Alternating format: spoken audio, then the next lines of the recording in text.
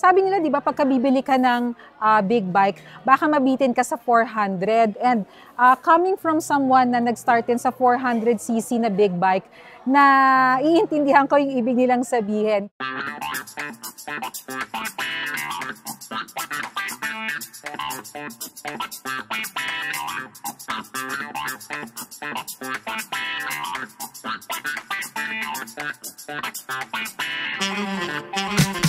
Hi, I'm Bernadette Reyes and I'm a lady rider. Para dun sa mga sumusubaybay sa motorcycle journey ko, siguro nakita nyo na nagbenta ako ng mga motorcycles kasi naghahanap ako ng second na big bike ko and charan! I'm also riding the Moto Morini Seimetsu SCR. Ito yung nagpatibok ulit ng puso ko na big bike.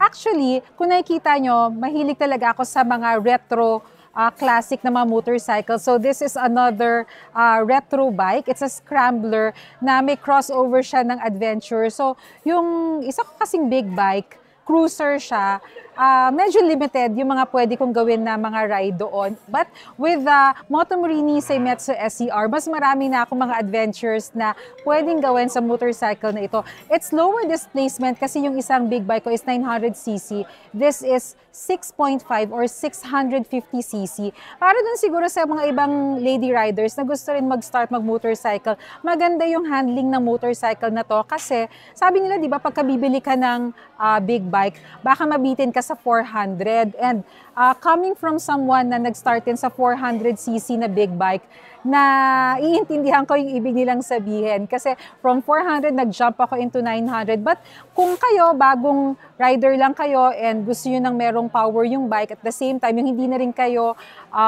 mahihirapan humabol sa mga kasamahan yung mga riders, this is a good option. Ang maganda rin dito dahil nga para na rin siyang cross ng adventure and scrambler siya.